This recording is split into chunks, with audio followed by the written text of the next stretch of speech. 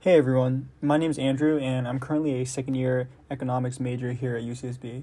And in this video, I'm going to be talking about the economics pre-major, and I'll include prerequisites and requirements needed to finish the pre-major, as well as a review on every class that I've taken at the pre-major, what to do after you finish the pre-major classes, and finally some tips to help you succeed. So to start off, I'm going to give you an overview of the economics pre-major using the econ major sheet as well as the study plan. And I'm going to link all the documents and resources that I mentioned in this video in the description, so be sure to check them out. And starting with the major sheet. So this document gives you all the information needed about the econ pre-major. So in summary, you're going to need to complete econ 1, econ 2, econ 10A, econ 5, a math series, so either the 2, 3, or 34, and you can't get lower than a C in any of these classes. And your grades for your pre-major courses must average at least a 2.85. However, on my Econ 5 syllabus, they just implemented this new policy. It says through spring 2023, so I'm unsure if it'll continue, but from this screenshot, you can see that they'll actually factor in your Econ 5 grade into calculating the 2.85 pre-major GPA, but the major sheet says that they won't. So again, I don't know if they'll extend it past spring 2023, but it's something to take note of. Another resource is the suggested plan of study document, where UCSB outlines its suggested times to take certain courses, and you definitely don't need to follow this. Remember, college is your own journey, and what someone else does might not work for you. And so with that being said, I will be giving my own opinion on when to take certain pre-major courses. For your first quarter, I would definitely recommend to take one of the math classes. And during freshman orientation for pre-econ majors, they'll tell you not to take econ 1 first quarter.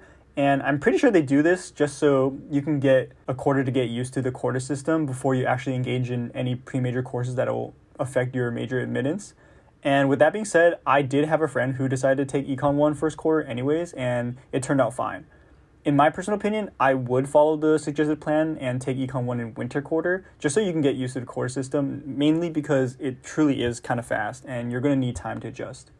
Take it along with the second math class if you still have another math class to fulfill the requirement. So as the sheet says, you need to fulfill an A and a B. And so if you took A in your first quarter, like I said, then I would recommend taking the B in the second quarter along with econ 1. And then after that, take econ 2 in spring quarter. And then that'll wrap up your first year. In your second year, I suggest taking econ 10A in the fall quarter instead of econ 5. And I've heard that econ 10A is actually easier in the fall. I'm not exactly sure if this is true since I took it in winter, and I've done the practice tests from fall and they're not very different in my opinion. So my reasoning for taking econ 10 in the fall is that it's widely known to be the hardest pre-major class, and it's dubbed the weeder class. And because of this, if you have to fail it and retake it, you can do that in winter. Because if you try to take it in winter, you have to wait until summer or next year to retake it because it usually isn't offered in spring. And then once you complete econ 10, then I would take econ 5 in the winter quarter, and assuming you meet all the GPA requirements, then you made it into the major. And so for the next section of this video, I'm going to break down each class and give my opinions on them. So starting off with the math series, I took the Math 34 series, and since I had an AP Calc AB credit from high school, I didn't need to take Math 34A, so I just went directly into 34B. And amongst all the math series, 34 is the easiest.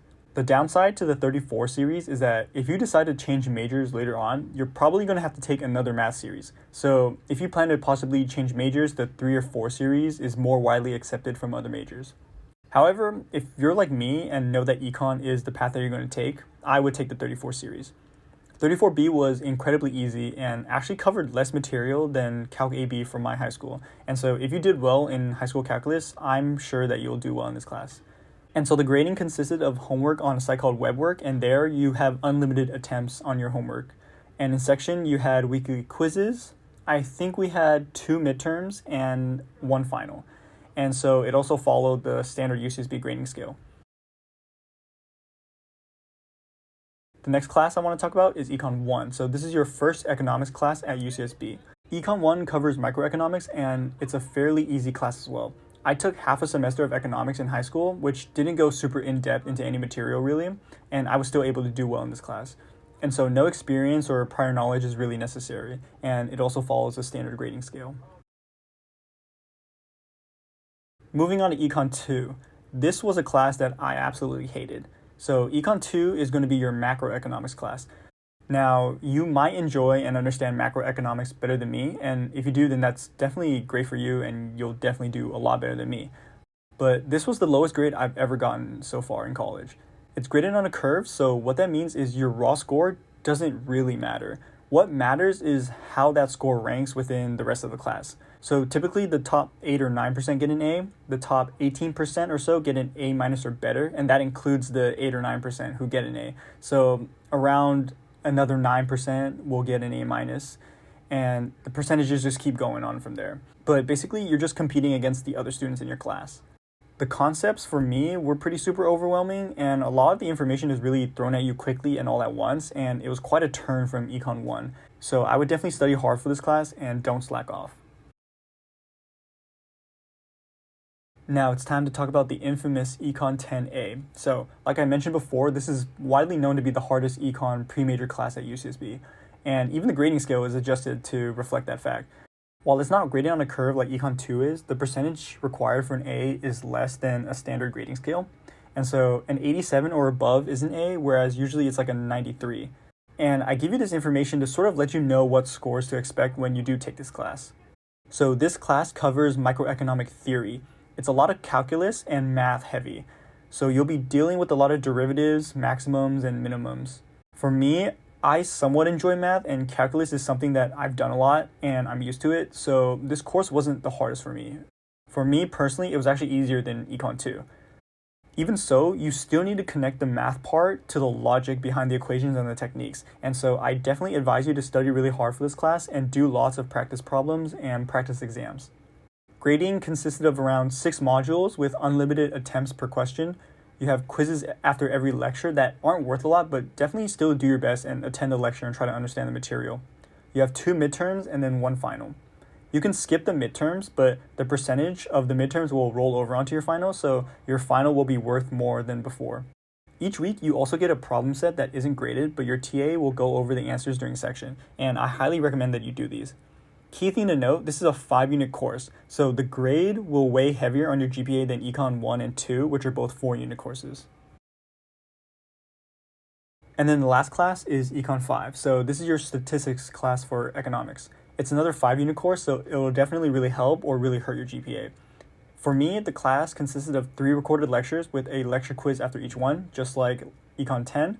You have 1 Excel project per week, 1 module per week, which is full credit as long as you get at least a 12 out of 15. You have 1 midterm, which you can skip, but just like Econ 10, the percentage will roll over onto your final, and then you have 1 final. Same as Econ 10, there are weekly problem sets that aren't graded, but I recommend you do them anyways. Overall, the class wasn't too hard. I took AP Stats in high school, and the material covered here was pretty much exactly the same. Definitely don't underestimate it though. And so hopefully you pass all your classes and meet the required GPA. And so this is what to do after you finish your classes. So the process actually starts in the same quarter that you're taking your last course for the pre-major. So before week 10, you must submit a change of major sheet to fully declare yourself as an econ major. It's a really quick and easy process, and after you fill it out online, you just email it to the economics department and they'll process it from there. Once you finish your last class for the pre-major, they'll calculate if you meet all the standards, and then they'll let you know if you're in the major. Once you're in the major, you'll be approved for certain classes, and then you can start taking them the next quarter. So now some tips about the econ major.